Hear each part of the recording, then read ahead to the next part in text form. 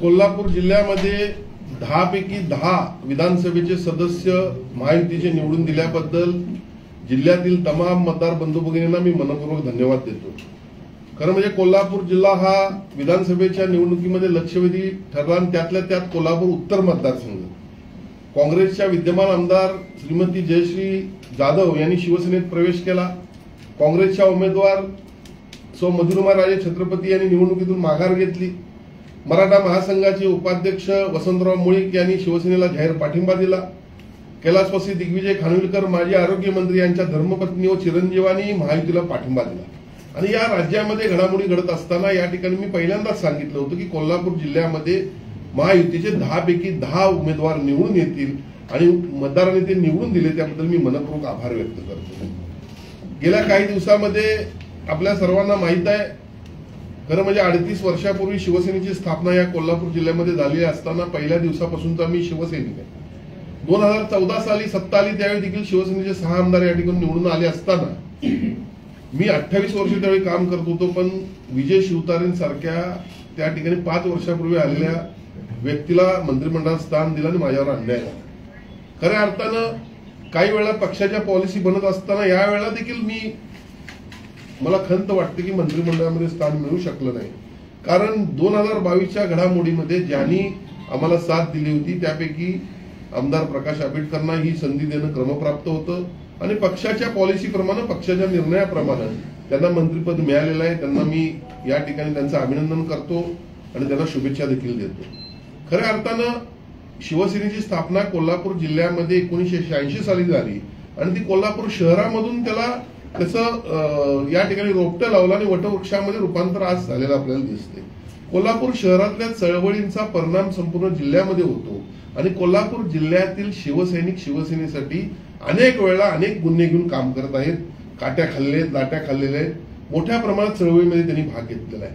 पण एक खंत मात्र निश्चितपणे या ठिकाणी माझ्या मनाला जाणवते की कोल्हापूर शहरातील शिवसैनिकांना पदाधिकाऱ्यांना आम्ही न्याय देऊ शकत नाही, कारण काही वेळा पक्षाच्या पॉलिसी ठरतात त्याप्रमाणे आम्हाला निर्णय घ्यावा लागतो। पण निश्चितपणे मला खात्री आहे की सन्माननीय वरिष्ठ सदस्यांनी सांगितल्याप्रमाणे 2-2.5 वर्षानंतर परत एकदा मंत्रिमंडळांचा मध्ये फेरबदल होतील आणि त्यानंतर मग कोल्हापूर शहरातील शिवसैनिकांना आम्ही न्याय देऊ शकतो। खऱ्या अर्थानं या गोष्टी येत राहतात। म्हणजे आज 38 वर्ष काम करून मला या ठिकाणी मंत्रिमंडळात संधी न मिळाल्याबद्दल थोडी खंत देखील वाटते, नाही असं नाही, पण पक्षाच्या निर्णयाप्रमाणे आपल्याला मान्य करावं लागतं। खऱ्या अर्थानं आज 2019ला निवडणूक हारल्यानंतर देखील पक्षानं माझ्याकडे मंत्री दर्जाचं पद ठेवलं हे देखील माझ्या दृष्टीने प्लस पॉईंट होता आणि मुख्यमंत्री उपमुख्यमंत्री आणि माझे असणारे सौदार्याचे संबंध पाहून मी कोल्हापूर जिल्ह्याचा विकास करण्याचा नेहमीच प्रयत्न केलेला आहे। आज तर मी विधानसभा सदस्य म्हणून माझ्या मतदारसंघातील मतदारांनी मला निवडून दिलेलं आहे, त्यांचं मी मनपूर्वक आभार मानत असताना मी मतदारसंघामध्ये निवडणुकीच्या वेळी जो प्रचार करत होतो तो पूर्ण सकारात्मक करत होतो आणि कोल्हापूर जिल्ह्याच्या विकासाचा, कोल्हापूर शहराच्या विकासाबाबत मी बोलत होतो आणि त्यावर विश्वास ठेवून मतदारांनी मला आज मतदान केलेलं आहे।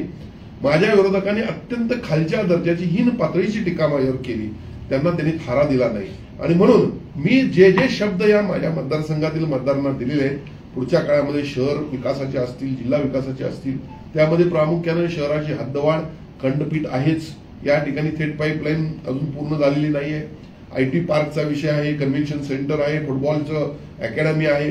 कोल्हापूर शहराचा आणि जिल्ह्याचा विकास करण्याच्या दृष्टीनं निश्चितपणे माझा प्रयत्न राहील की मुळात आम्ही या 5 वर्षामध्ये कोल्हापूर शहर जिल्ह्यातील एकही प्रश्न शिल्लक ठेवणार नाही अशी आपल्या माध्यमातून मी तमाम जिल्ह्यातील मतदार बंधू भगिनींना या ठिकाणी ग्वाही देतो आणि शिवसेना, भारतीय जनता पक्ष, राष्ट्रवादी, RPI सह माझे मित्रमंडळी, कुटुंबीय, सर्व पै पाहुणे सर्वच माझ्या निवडणुकीमध्ये माझ्यामध्ये खांद्याला खांदा लावून ज्यांनी जे लढले त्यांना देखील मी या ठिकाणी मनपूर्वक आभार व्यक्त करतो। नमस्कार, माझं नाव स्वाती सयाजी सोळशे, मी बाबासाहेब पाटील कॉलनी मनेनमाळ उंचगावमध्ये माझा घरीच निशा कलेक्शन नावाचा कापड व्यवसाय आहे। जेव्हा मला दुकानासाठी भांडवलाची गरज होती त्यावेळी मला महालक्ष्मी भिशी समजली, त्यावेळी मी सेव्हिंग करून मला महालक्ष्मी भिशीकडून भांडवल उभं करण्यासाठी मदत झाली। मी महालक्ष्मीच्या भिशीच्या ऑफिसमध्ये जाऊन सर्व माहिती घेऊन मी माझं तिथं सेव्हिंग अकाउंट उघडलं। माझ्याप्रमाणे तुम्ही सुद्धा महालक्ष्मी भिशी जॉईन करा आणि आपला व्यवसाय वाढवा।